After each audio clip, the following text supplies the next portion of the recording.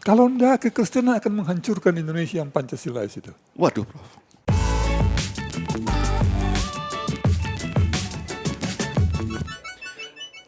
Oke, selamat malam. Kita ketemu lagi di podcast di malam hari ini. Tentu kita akan membahas hal-hal yang menarik pastinya dan khususnya untuk anak-anak muda nih. Kita juga akan memberikan perspektif-perspektif terkait bagaimana sih peran Pancasila saat ini gitu ya, menjelang ataupun nanti kita akan merayakan 17 Agustus nanti di usia 80 tahun Indonesia. Dan kali ini narasumbernya tidak main-main nih atau tidak sembarangan nih. Teman-teman kalau tahu narasumber kita malam hari ini spesial karena kita akan berbincang bersama Profesor John Titalay. Selamat malam Prof. Selamat malam. Terima kasih Prof atas waktunya. Malam, Dan Prof. malam ini juga kita akan ngobrol bersama Brother Bashen Elwan dan gue sendiri Alfa Mandalika. Nah, malam hari ini kita akan membahas Prof terkait bagaimana sih peran pemuda Indonesia khususnya melihat Pancasila dalam konteks era saat ini Prof. Kita tahu bahwa banyak yang kita lihat isu-isu di media-media gitu ya, bahwa dianggapnya Indonesia ini sepertinya Pancasila ini sudah tidak relevan lagi gitu, ataupun sudah mulai luntur gitu Bas ya, kalau lo juga bisa lihat-lihat di all social media platform yang ada gitu. Nah menurut perspektif Prof John nih, melihat saat ini gitu ya, di kekinian saat ini, peran Pancasila di Republik Indonesia ini seperti apa Prof? Masih seperti apa saat ini? Ya, saya kira kalau bicara tentang peran Pancasila di Republik ini, kita mesti kembali kepada ketetapan MPRS nomor 20 tahun 1966 yang di dalam ketetapan itu disebutkan bahwa Pancasila itu sumber dari segala sumber hukum. Oke. Nah, ketika kita bicara tentang Pancasila sebagai sumber dari segala sumber hukum, itu berarti bahwa tindakan bernegara kita, baik antar warga masyarakatnya maupun antara masyarakat dengan pemerintah dalam tiga cabang pemerintahan, yaitu eksekutif, legislatif, dan yudikatif, semua dipandu oleh hukum yang bersama-sama kita buat melalui legislatif, kita eksekusi melalui pemerintah, maupun kita amankan hukum itu lewat yudikatif ya. Semua tidak bisa tidak harus didasarkan kepada Pancasila, karena kita bersama-sama bersepakat untuk menjadikan Pancasila sebagai sumber dari segala sumber hukum. Dan secara khusus disebutkan dalam TAP MPRS itu bahwa Pancasila yang kita maksud adalah Pancasila seperti yang diucapkan oleh Bung Karno pada tanggal 1 Juni tahun 1945. Dan dalam perspektif Pancasila seperti itu, ketika dikatakan Pancasila 1 Juni 1945, maka Pancasila itu adalah menjadi acuan kita untuk melihat keadaan-keadaan kita pada masa kini. Ya. Dari sisi itu Pancasila seperti itu bukan saja sebuah ideologi, suatu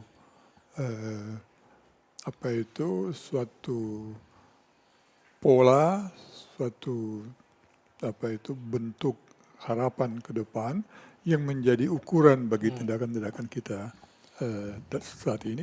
Tetapi Pancasila itu juga memberikan arahan kepada kita untuk mengembangkan kehidupan bersama berdasarkan Pancasila itu.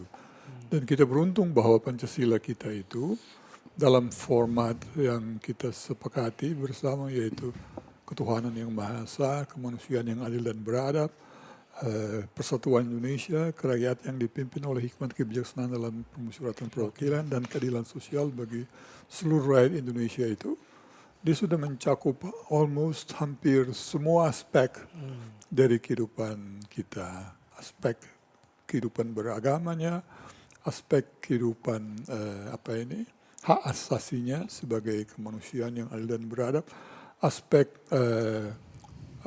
kebersamaan, persatuan, aspek ekspresi berpendapat, kerakyatan, dan aspek keadilan sosial. Hampir Pancasila kita itu yang 5 itu hampir kalau tidak dapat seluruhnya mencakup semua kepentingan dari kehidupan kita sebagai manusia. Jadi dari sisi itu Pancasila bukan saja satu ideologi tapi dia juga menjadi pandangan hidup kita sebagai bangsa. Artinya di era saat ini memang Pancasila masih Ya, menjadi tetap. ini ya. Ketika ketidakadilan Ya. terjadi, itu diingatkan kita oleh Pancasila itu untuk harus mewujudkan keadilan, baik dari sisi hukum, dari sisi ekonomi, sisi kebijakan-kebijakan pemerintah, semuanya itu harus ada itu. Juga soal apa itu, soal politik berdemokrasi itu acuannya ke situ.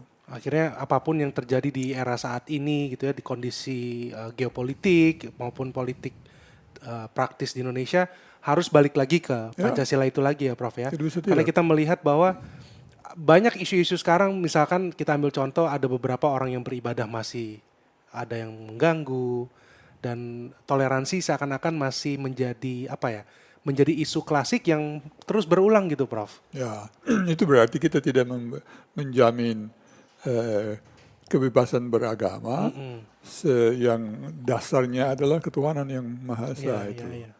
Jadi apa itu tidak bisa dilepaskan dari Pancasila dalam hal ini. Sila pertama ketuhanan yang Maha Esa.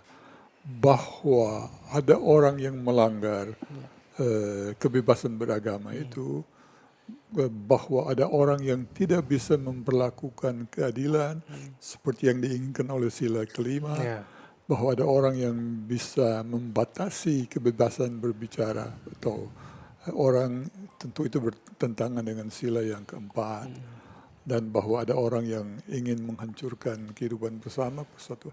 Itu ada di sila yang ketiga. Itu yang saya mau katakan bahwa dalam hal ketidakadilan ekonomi, keadilan sosial bagi seluruh rakyat Indonesia. Jadi 5 dimensi, 5 sila kita itu sudah mencakup semua.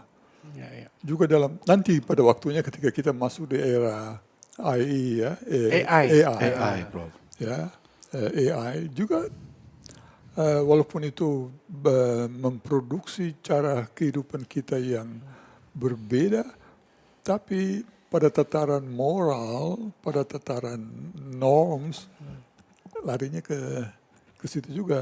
Apakah keadilan itu terjamin atau tidak? Jadi tidak bisa tidak dari Pancasila itu. Dan ketika Pancasila itu dirumuskan, dia sebetulnya dalam bahasa Bung Karno ketika membacakan 1 Juni pidato Pancasila itu membuat Indonesia menjadi negara semua buat semua. Buat semua ya. Buat semua. Nggak hanya ini tertentu bukan ya. Satu buat semua, bukan semua harus mengikuti satu, tapi semua buat semua. Artinya setiap orang apapun, agamanya apapun, ini kegiatan ekonominya harus mendapatkan jaminan kebebasan untuk diekspresikan itu. Sehingga ketika ada praktek kehidupan berekonomi yang menghasilkan ketidakadilan, itu tidak akan diizinkan oleh norma yang ada di dalam Pancasila kita. Mungkin brother ada yang mau disampaikan? Itu kan menariknya Pancasila itu sebenarnya tidak pernah hilang, Prof. Selalu ada. Cuman dengan fakta yang tadi kita bicarakan bahwa sepertinya kesenjangan itu tetap terjadi terus. Nah ini sebenarnya kalau kita sebagai rakyat, perannya mestinya seperti apa nih Prof? Apakah itu harusnya negara yang set strict rules, atau rakyat juga mesti, karena kan rakyat harus lebih mengerti untuk itu, dan untuk lebih mengerti mereka harus punya media pembelajaran dan lain-lain gitu, knowledge-nya gitu. Yang Anda katakan itu sebetulnya berhubungan dengan sistem pendidikan kita. Apakah rakyat ini sudah dididik mulai whatever jenjang kependidikan kita, SD, pendidikan dasar menengah, pendidikan tinggi, itu sudah dilakukan dalam kerangka Pancasila itu atau tidak. Kalau pendidikan itu sudah dilakukan dengan benar dan orang sekolah itu adalah institusi untuk menyiapkan orang Indonesia menjadi anak Indonesia menjadi orang Indonesia. Dia lahir sebagai anak Indonesia. Bagaimana dia menjadi orang Indonesia? Ya dia harus menjadi orang Indonesia berdasarkan Pancasila. itu. Dan dia dapatkan itu di sekolah gitu ya, Prof, harusnya. Itu tugas dari negara. Ya. Tidak bisa kalau Anda melepaskan itu kepada institusi yang bukan negara, nggak jadi. Nggak jadi. Karena katakanlah saja kita ambil sebagai gereja. Kalau kita membiarkan gereja menyelesaikan pendidikan saja sesuai dengan keinginan gereja, maka gereja akan mendidik anak itu mungkin sekali menjadi anak yang tidak dalam kerangka Pancasila itu. Ya. Oleh karena itu, walaupun kita menyelenggarakan pendidikan dalam rangka pendidikan Kristen, acuan resmi yang pertama adalah kerangka Pancasila itu. Jadi Pancasila adalah bingkai mendidik anak Indonesia menjadi orang Indonesia, sehingga ketika dia lepas dari sekolah itu, dia sudah bisa berperilaku, bertindak secara sosial, sesuai dengan nilai-nilai yang ada di dalam Pancasila itu. Kenapa tadi saya katakan pendidikan menjadi penting. Ya. Pendidikan adalah proses sosialisme membuat anak Indonesia menjadi orang Indonesia. Kalau gitu gini Prof, kalau kita melihat fenomena zaman sekarang nih Prof, kan kalau kita melihat ada gerakan dari let's say kaula muda zaman sekarang yang boleh dibilang memberikan pendapat atau soko protes atau apapun terhadap situasi zaman sekarang, mungkin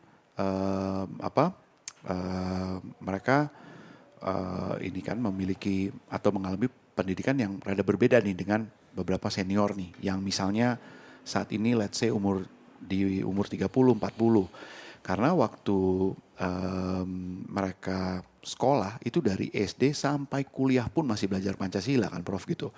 Nah itu kan harusnya masa itu modal yang kurang gitu kan Prof untuk satu pendidikan atau belajar tentang Pancasila sepanjang kita sekolah. Kalau ternyata kondisi negara kita sekarang misalnya agak banyak permasalahan, iya kok malah jadi tidak Pancasilais gitu. Ya, kok apa? Itu sebetulnya ya harusnya, karena itu Pancasila menjadi yang saya katakan blueprint dari Indonesia itu. Ya blueprintnya kita mau buat orang Indonesia menjadi semacam itu. Ya. Nah bagaimana menerjemahkan blueprint itu dalam proses pendidikan. SD 6 tahun, SMP 3, 9, SMA 3, 12. Iya. Pertanyaannya, saya belajar di Amerika dan dua anak saya, satu belajar di SD dan satu semester di Amerika, SMA. Saya bisa melihat bahwa di Amerika itu anak Amerika masuk sekolah sampai lulus SMA dan untuk itu semua pendidikan gratis. Iya. Ya, dimasukkan supaya anak Amerika itu setelah dia selesai SMA, dia udah bisa bertindak sebagaimana orang Amerika. Dia sudah tahu bagaimana menggunakan fasilitas-fasilitas demokrasi yang ada di Amerika sampai kepada Kongres dan Senat.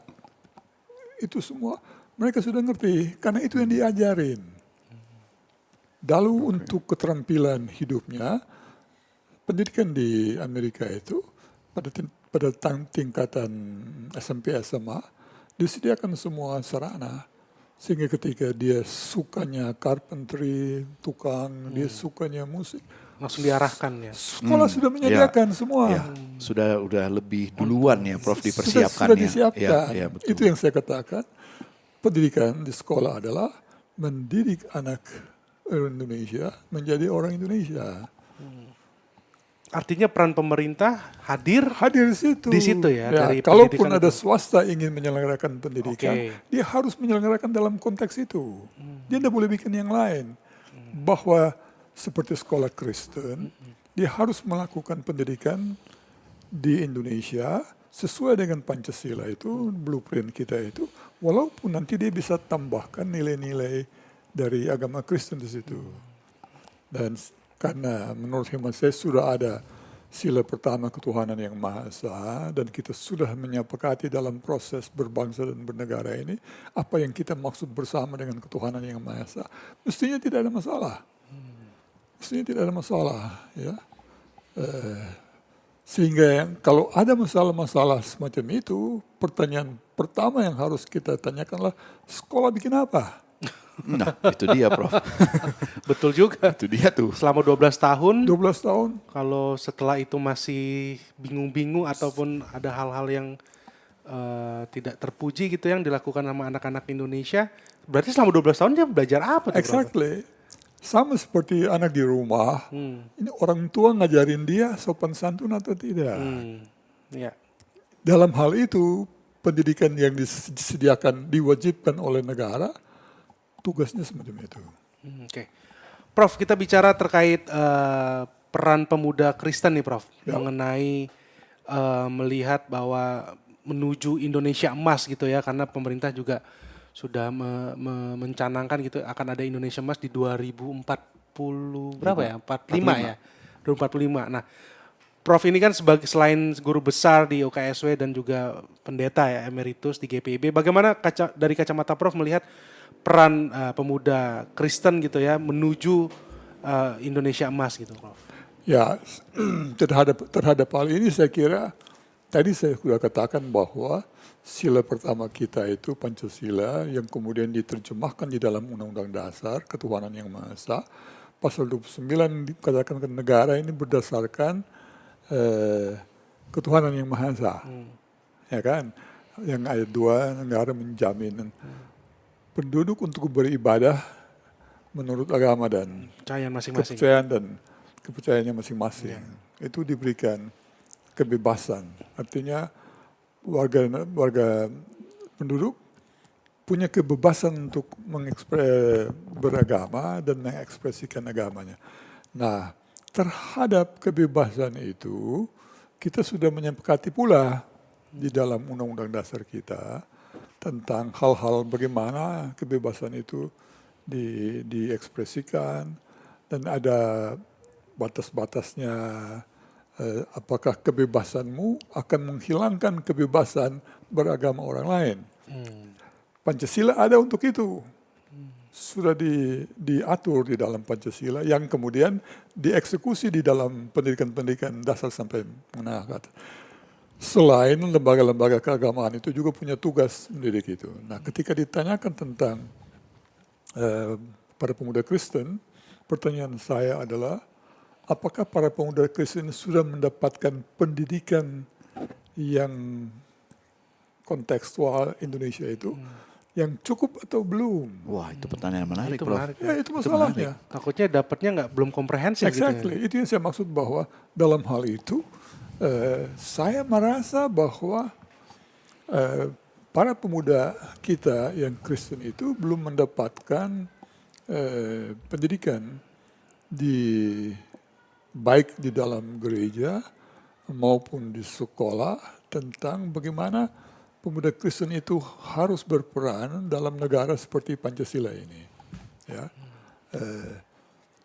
Kita dengan menetapkan Pancasila, sila pertama dan Undang-Undang Dasar pasal 29 ayat 1 dan 2 itu harusnya sebagaimana yang kita sepakati 17 Agustus proklamasi kemerdekaan itu dan 18 Agustus ketika kita mengesahkan Undang-Undang Dasar 45 itu harusnya pendidikan pengajaran agama yang dirumuskan oleh Pancasila itu diberikan kepada semua orang Indonesia, anak-anak didik kita itu. Dan kita harus ingat bahwa hal beragama ini sudah kita sepakati juga di dalam Undang-Undang Dasar tahun 1945 tentang agama itu. Kesepakatan-kesepakatan itulah yang membuat kita di era ini saja, era reformasi ini, mendapatkan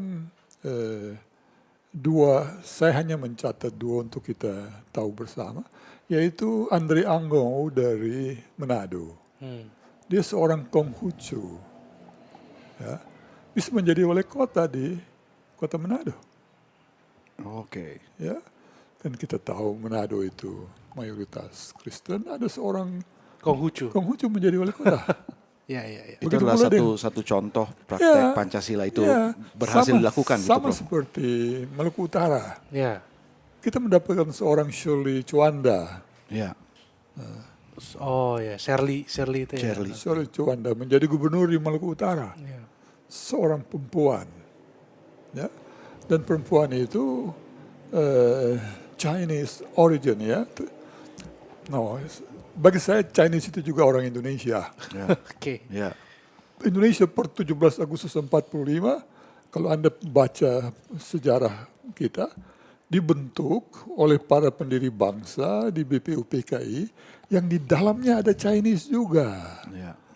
Ya, ada toh Ya. 3-4 orang Yap Chon Bi dari Solo.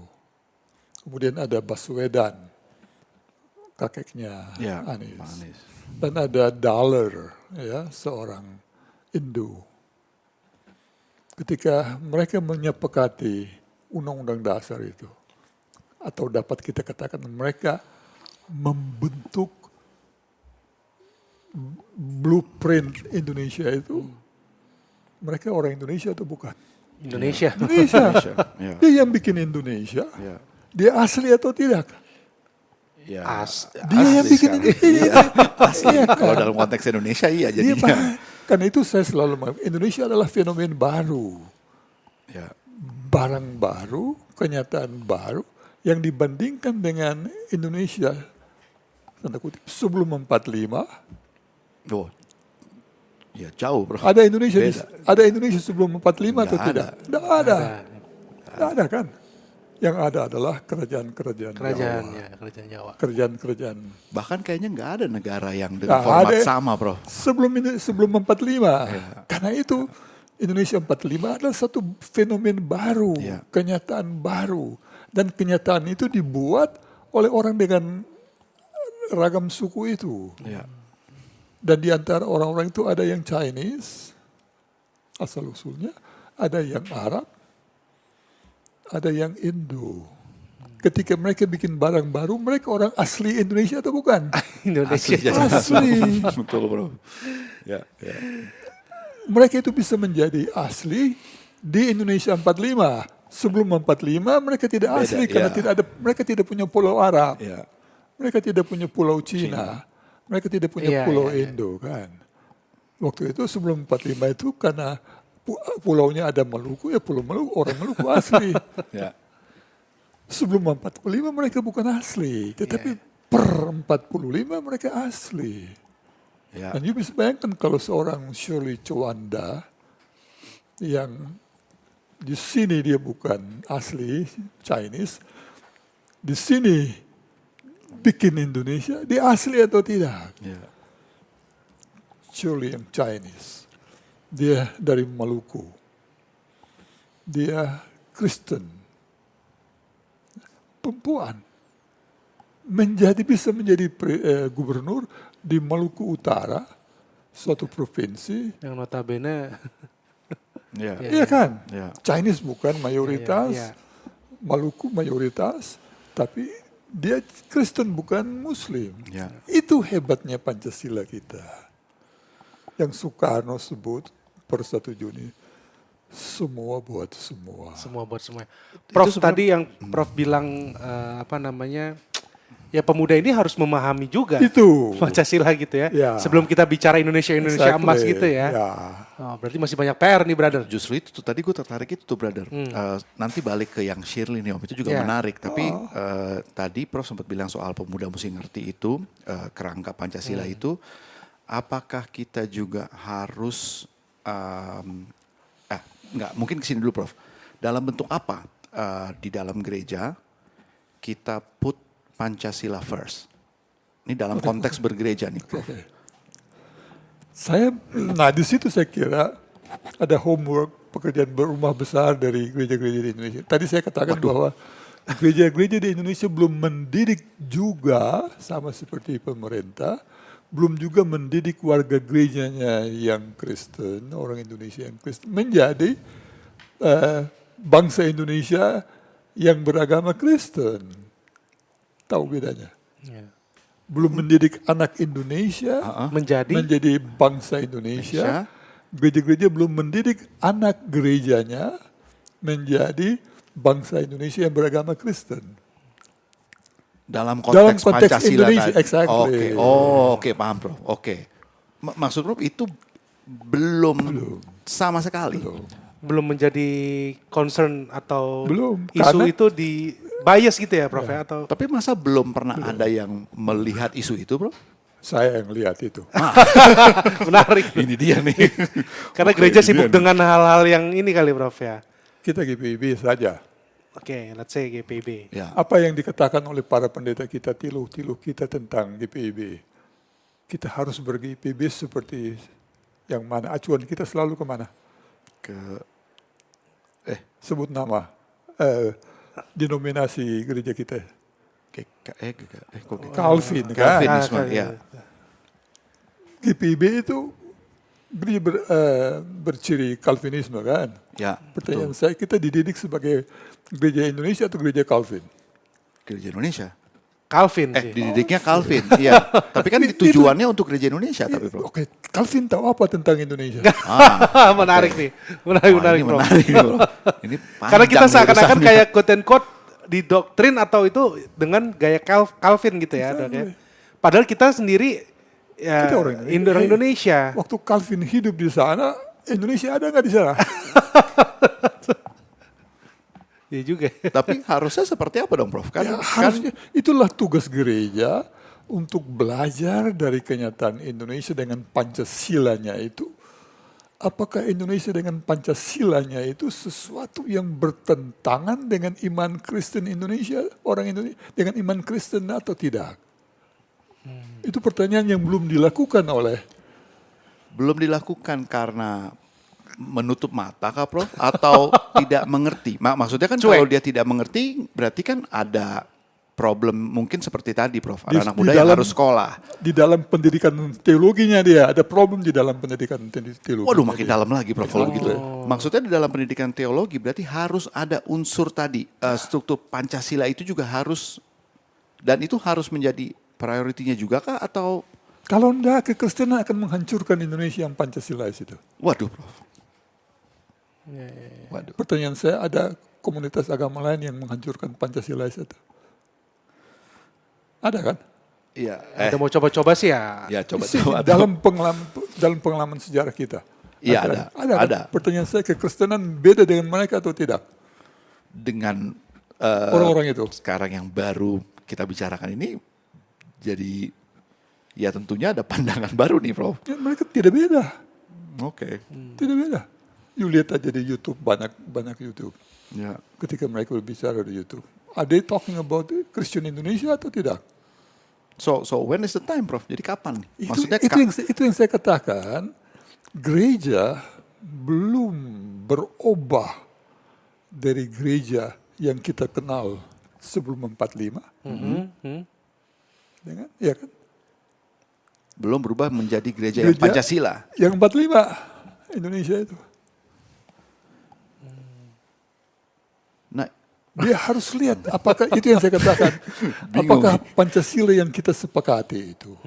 Ketika kita bisa menerima seorang Andre Angou yang Konghucu itu menjadi wali kota di kota Manado. Nah itu kan balik ke situ artinya kan itu satu praktek Pancasila yang Berjalan. jarang kita dengar tapi sebenarnya terjadi ternyata kan Iya. Prof. Artinya Pancasila itu sebenarnya berjalan Kalau nih. tidak ada Pancasila, tidak mungkin Nggak dia mungkin, jadi itu. iya. Dan surely tidak bisa jadi gubernur di Maluku Utara. Itu sudah diselesaikan di Undang-Undang Dasar 45 kita. Tapi artinya Presiden ialah orang Indonesia asli. ya menarik Prof. Ya kan? Ya, Tadi itu saya katakan, ketika bilang orang Indonesia asli, sebelum 45 atau per 45. Per 45, oke. Oleh karena itu ketika Ahok mencalonkan diri menjadi calon presiden, jangan bilang dia itu tidak asli. Ya. Tapi biasanya lawan politiknya langsung narasinya. Begitu pula ketika Anies Baswedan Hmm, mencalonkan diri jadi presiden, jangan dibilang dia tidak keturunan asli. atau ya. Dia asli. Narasi-narasi seperti itu harusnya udah ditinggalkan. Itu Prof. harus itu yang saya katakan, itu yang Ya. harus dididik di sekolah-sekolah Iya, kita. iya, Artinya iya. kalau mau, apakah sudah terlambat Prof untuk mendidik itu dalam? Tidak. Belum tidak- terlambat ya, Tidak Prof, ya? pernah ada kata terlambat. Prof tahu aktor Morgan Freeman. Ah, Morgan Freeman pernah ditanya kan soal Black History Month.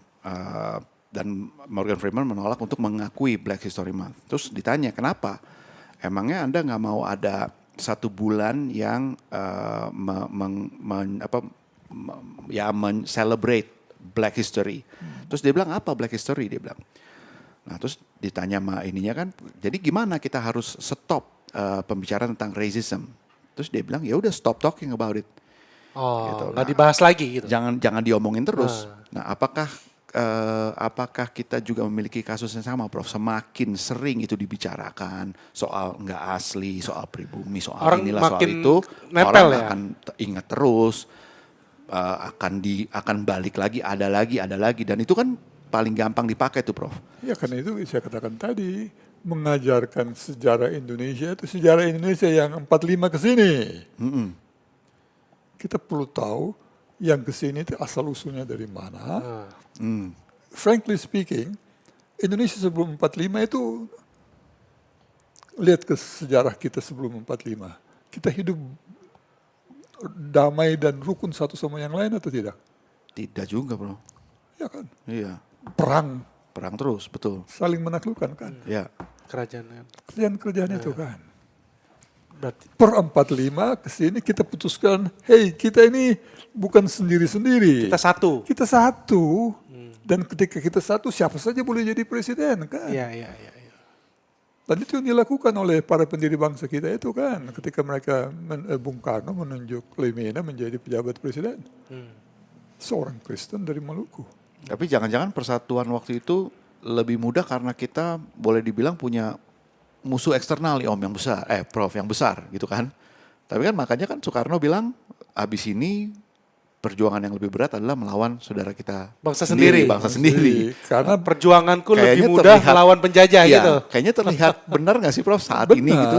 karena kita belum merubah perilaku kita sebelum 45 yang sendiri-sendiri itu dan saling menaklukkan itu ke perilaku 45. Perilaku 45 itu sudah kita bakukan di Undang-Undang Dasar 45 kan. Oke.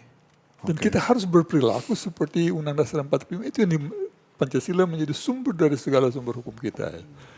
Pendidikan kita belum berhasil yang saya katakan mendidik anak Indonesia menjadi orang Indonesia dalam arti itu. Prof Begitu artinya pula dengan kekristenan gereja, kita belum mendidik warga gereja kita menjadi gereja di Indonesia. Itu menjadi PR dan belum terlambat ya Prof ya? Oh, artinya lembaga bukan hanya pendidikan nih Prof, tapi lembaga agama dan Semua, lain-lain itu semua. harus Karena belum dididik mendahulukan poin tadi itu Pancasila itu. terhadap itu saya harus kasih catatan yang cukup keras. Dalam kerangka itulah para pendiri DGI kita, siapa mereka itu? Gunung Mulia, ya kan? Rumambi, Leimena, siapa itu? Mendirikan DGI tahun 50 untuk membentuk gereja Kristen yang esa di Indonesia. Gereja Indonesia yang esa, itulah gereja dalam Indonesia Merdeka itu. Oke. Sementara gereja-gereja kita seperti GPIB, sudahkah menjadi gereja Indonesia itu? Belum Oke. kan. Loh, berarti maksud Prof udah ada blueprintnya? Sudah ada keinginan ke situ. Oh, baru Gagal. keinginan. Oh, oke. Gagal kita Oke. melakukan. Kalau seandainya gereja Kristen yang sah itu dilakukan, maka gereja-gereja ini pasti akan mendidik anak-anak gereja orang Indonesia yang Kristen menjadi orang Indonesia, bangsa, warga gereja yang Indonesia, Kristen Indonesia. Mengapa? Tadi saya katakan dalam kasus GPB, kita selalu bicara tentang Calvin. Tapi untuk dasar. menjadi gereja di Indonesia masih kurang ya, Prof? Belum. Bukan gereja di Indonesia, gereja Indonesia. Gereja Indonesia. Gereja Indonesia. Berarti ini Indonesia. pesan yang sangat menarik menjelang pemilihan fungsionaris baru kali, Prof? Waduh. Gawat kalau ke situ Di nih. Oktober kan ada fungsionaris baru. Saya bicara tentang tugas gereja. Oh, iya. Siapa Tugas gereja dulu fungsionalisnya aja. itu selama- Bebas ya, Prof. Bebas. Enggak, at least kita ada message lah ataupun bisa kita sampaikan bahwa ini yang menjadi PR. Ya, Loh, Gitu. tapi ya oke, kita punya message. Tapi terus ini tuh sebenarnya harusnya disampaikan ke siapa, Prof? Ini tuh kepada siapa yang gereja. harusnya menindak ini? Ya. ya orang-orang seperti saya ya, yang mengajar di lembaga-lembaga Pendidikan. pendidikan tinggi. Lembaga pendidikan tinggi Kristen. Sorry nih, Prof. Prof sendiri pernah bawa ini ke Mahasiswa. forum, bukan ke forum Publik. gereja gitu Iya, misalnya. Saya ketua perhimpunan sekolah-sekolah teologi di Indonesia 2 periode loh, 8 tahun. Oke. Dan ini pernah mencuat, Prof, pembicaraan ini. Itu ngomong. Juga saya pernah ngomong di PGI dan pernah menjadi majelis pertimbangan di PGI. Oke, siap.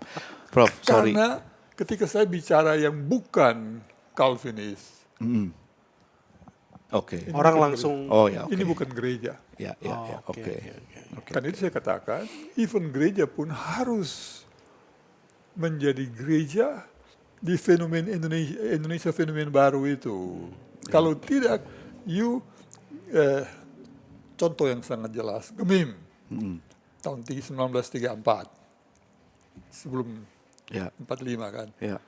1934 keluar dari GPI. Oke. 35 GPM keluar dari GPI menjadi gereja mandiri. Ini kan gereja-gereja yang lahir di era apa?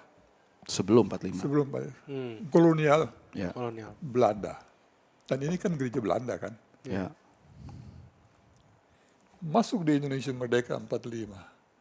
Dia sudah berubah atau belum? Sama aja kayaknya.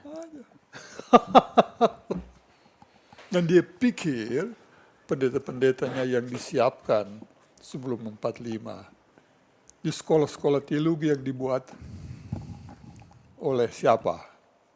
Gereja apa? Oh, Gereja yang belum merdeka itu kan STTI Jakarta kan mulai tahun 27 kan. ya. Dan banyak sekolah teologi dibangun sebelum 45 juga gitu kan. Yang which is artinya punya dasar yang sama. Pertanyaannya, siapa yang mendidik pendeta calon-calon pendeta itu di era itu? Ya, Belanda juga mungkin. Juga itu kan. Iya. Apakah orang-orang Belanda mendidik calon-calon pendeta kita untuk menjadi pendeta di Republik Indonesia yang merdeka? Belum. Itu masalahnya. Loh, Melihatnya memang harus komprehensif dari sebelum 45 sampai pasca 45 itu. iya, dan berarti ini pendidikan ininya nih, Prof, kuncinya. Termasuk pendidikan buat para pendeta-pendeta gitu, Prof. Harus ada perubahan atau bisa perbaikan dikit mungkin, Prof, atau maksudnya Tugas saya memberitahu harus berubah. Kalau belum berubah di 45 sekarang mulai berubah. Kalau tidak, Anda menjadi salah satu komponen yang menghancurkan Indonesia. Bukan saja kelompok-kelompok agama yang lain. oke, Prof. Kalau gitu tadi kita udah sedikit bicara dengan konteks menuju Indonesia emas, nih, Prof. Let's say kita dengan konteks sekarang nih, Prof, yang paling dekat adalah kita nih mau merayakan 80 tahun Indonesia Merdeka. Apakah kondisi itu ada sedikit membaik dari awalnya, atau ini sebenarnya semua makin boleh dibilang makin parah karena kondisi itu makin tidak terkontrol, karena pendidikan makin tidak peduli dengan perubahan, Pancasila makin mulai di Tergerus lah ya. entah tergerus, entah tersampingkan, entah apa gitu kan Prof. Nah, so kita sudah mencapai 80 tahun ini, apakah ada pencapaian yang baik yang di apa istilahnya, yang dibikin gitu terkait Pancasila dan kekristenan atau dan dengan gereja lah? Saya kira belum ya, belum signifikan. Ada upaya tapi masalah yang kita hadapi di dalam kekristenan itu adalah ukuran mereka selalu, walaupun sekarang 45, masih ke Jerusalem, Oke. ya, atau mungkin Vatikan, atau Genewa gitu kan. Oke, ini in terms of apa Prof? Karena kekristenan kita kan berasal dari situ semua. Oke. Maksudnya berarti secara dasar ya budayanya dan apa segala macam itu mengacu ke situ. Yang which is seharusnya kita oke. Saya karena itu dan karena itu saya bilang bahwa Indonesia ini dibentuk juga oleh Tritunggal kan, Ya. yang saya katakan di Ya, Paulus. ya, itu kan itu makanya Prof itu sangat menarik sekali tuh waktu itu. Karena itu kita harus berteologi, bergereja dari titik tolak itu. Nah, kenapa Karena Lemina bisa menjadi pejabat presiden, Shirley Ang Jadi no, gubernur. I mean kenapa itu belum bisa dibangun Prof narasinya bahwa itu salah satu sebab menurut pemahaman saya yang membuat keinginan para pendiri DGI untuk membentuk gereja Kristen yang asal gagal. oke. Karena mereka siapa yang menggagalkan itu adalah orang-orang yang belum berpikir untuk bergereja secara Indonesia. Oke. Berarti Prof kalau sampai 80 tahun masih belum ada perbaikan yang signifikan, artinya orang-orang yang belum berpikir seperti itu masih lebih berperan dong di dalam kehidupan bergereja kita sampai saat ini. Tapi apakah masih, contohnya Prof, apakah masih ada rekan-rekan yang sepemikiran, tokoh-tokoh yang sepemikiran, maksudnya yang berpikir tentang gereja Indonesia? Kegagalan DGI sehingga harus berubah menjadi PGI, selalu saya katakan itu adalah contoh dari kegagalan berteologi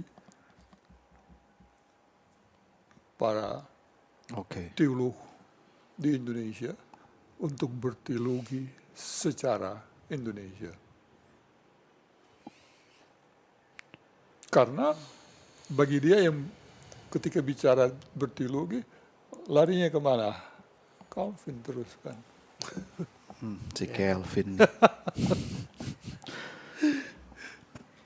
Prof, kalau itu adalah para pemuka agama, tetua agama, guru-guru dan lain-lain. Terutama Kristen ya.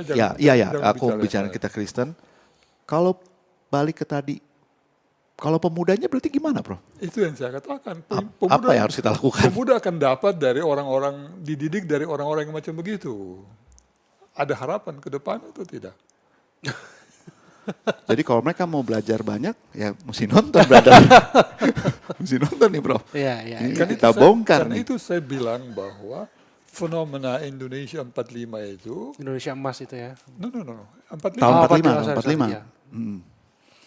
Tuhan sudah berkarya ikut membentuk Indonesia 17 Agustus. Dan harusnya itu bisa menjadi dasar gereja Indonesia kan, Prof? Yes, ya itu keren banget sih. Itu keren banget, Prof. Itu banyak yang mau nanya waktu itu sebenarnya, Prof. Pas seminar, cuman waktunya udah nggak ada. Oke. Anda itu coba menarik. bayangkan saja ya, desain yang dibuat oleh para pendiri bangsa ketika Jepang menjanjikan kemerdekaan buat kita tahun 44. Desain yang dibuat, apakah negara Pancasila? Enggak. Belum. Iya. Belum. Ya. Pancasila kan hasil Ya. dari pemimpin kita kan, Prof? Ya, artinya apakah kita akan membuat negara Pancasila pada tahun itu? Belum. Belum. Belum. Artinya desain itu adalah dua dokumen yang harus dibuat. Oh ya, ya, Proklamasi yes. dan Undang-Undang Undang-Undang Dasar. 45. Teks yang pertama proklamasi yang dibuat oleh para pendiri bangsa BPUPKI itu. Itu sudah Kita jadi memproklamasikan kemerdekaan dengan teks itu atau tidak? kalau nggak salah ingat tidak karena ada perubahan kan, Prof? Yes. Kalau oke. kita jadi memproklamasikan itu, kita tidak menjadi negara Pancasila. Karena ada sedikit yang berbeda dengan apa yang oke. Yes, Prof. Oke. Ketika yang dirancang oleh manusia itu, seperti itu. Nyatanya tanggal 17 Agustus tidak seperti itu. Berarti Tuhan sudah berkarya. Exactly. Ya, itu poinnya, Itu yang Prof. saya Iya, itu maksud. poinnya. Oke, Prof. Dari titik itulah harusnya kita berteologi. Oke, Itu. itu menarik banget tuh. Menarik ya. Oke, menarik Kayaknya banget. episode selanjutnya bisa kita running lagi ya. Setuju nggak? Oh, ini mah bisa lanjut terus kalau sama Prof kayaknya urusan Ini- begituan. Sampai di sini saja dulu saya kira Iya, Prof. sudah Iya. sudah besar. Ya. Ya, Kalau yes, saya Prof. tadi Ya. bilang pemerintah kita belum mendidik anak Indonesia menjadi orang Indonesia, saya mau bilang gereja-gereja di Indonesia belum mendidik anak gereja Indonesia menjadi orang Kristen Indonesia. Oke, Prof. Menarik banget tadi ya, ada beberapa poin-poin penting gitu ya, dan juga informasi-informasi yang terbaru gitu ya dari Prof atau pandangan-pandangan Prof yang sangat menarik gitu ya. Salah satunya adalah pemuda harus juga mengerti apa arti Pancasila gitu ya. Jadi Betul. jangan kita bicara Indonesia emas tapi kitanya sendiri masih belum memahami betul tentang Pancasila. Lalu juga gereja-gereja juga punya PR untuk mendidik warga jemaat khususnya pemuda-pemuda gitu ya untuk menjadi pemuda Kristen yang ada di Indonesia gitu ya, Prof ya. Mungkin itu PR para pemuda juga berarti, Prof. Oh, iya. Untuk belajar juga gitu kan. Pertanyaan saya, dia belajar dari siapa? Itu lagi, balik lagi. Dari nonton YouTube, Prof kayaknya. Nggak ada orang di YouTube yang ngomong seperti itu. Nah. Belum, Prof. Nanti habis ini. Oke, terima kasih Prof John atas waktunya untuk berbincang-bincang kita pada malam hari ini. Terima kasih Prof untuk insight-insightnya tentang bagaimana pemuda Kristen untuk terus menjalankan Pancasila itu sendiri. Dan Thank you kalau juga. mau lebih lanjut ini nih, Oh bisa iya, baca bukunya Prof. Prof John udah bikin tulisan atau buku berjudul Menuju Teologi Agama-Agama yang Kontekstual. Gitu ya Prof ya. Bisa ceritakan sedikit Prof, ini sebelum kita closing tentang isi buku ini. Prof. Ya, Ini teman-teman. ya sebetulnya buku ini merupakan pidato emeritus saya sebagai profesor di Universitas Kristen Indonesia Maluku. 2001 ya Prof disiapkan. Oke. 2002 disiapkannya. Ini tulisan 2024 yang lalu. Oh 2024. Oh selesainya kan 2024, tapi Prof udah siapin lebih lama kan sebenarnya? Ada satu teks yang lebih dulu. Oh, 2001 itu pada Ya, waktu ya. pengukuhan sebagai profesor. Oh oke. Oke. Ini mencoba mengembangkannya, terutama setelah saya mendapatkan data-data baru ya, dan mengapa itu belum diterima. Jadi saya mencoba mengembangkan itu di buku saya sebut sebagai postscriptum kan, Ya. tambahan atas yang saya baca tahun 2001 itu. Oke. Sehingga di situ mestinya sudah ada tambahan yang lebih memadai untuk menolong. Bisa didapatkan di mana Prof ini Prof? Di vikaris yang akan jadi pendeta. Oh Vikaris Karen yang besok akan diteguhkan masih ya. ada, Di gereja masih ada. Di gereja masih ada ya? Masih ada 14 kalau nggak Ya. salah. 14. If you need Oh more. kalau ini udah nggak ada Prof, soalnya ini ada tanda tangannya. Oh iya. Masih ada 14 kan. 14 Udah lagi nggak ada ya. nih, ini edisi khusus. Oke sekali lagi terima kasih Prof Prof, John Titalet thank you waktunya, banget, thank you banget Brasya dan waktunya. teman-teman sekalian. Thank you, Terima kasih brother. untuk untuk menyaksikan podcast kali ini. Kita akan berjumpa di episode selanjutnya dengan topik Yo, yang makanya menarik mesti lainnya. ini brother, mesti Subscribe juga. di-subscribe. Subscribe Pasti juga itu. di apa channelnya, brother? Nanti kita lihat. Kita lihat ya. Kita lihat pasti ini tayang. Oke, terima Tenang. kasih. Sampai jumpa. Sip. Kalau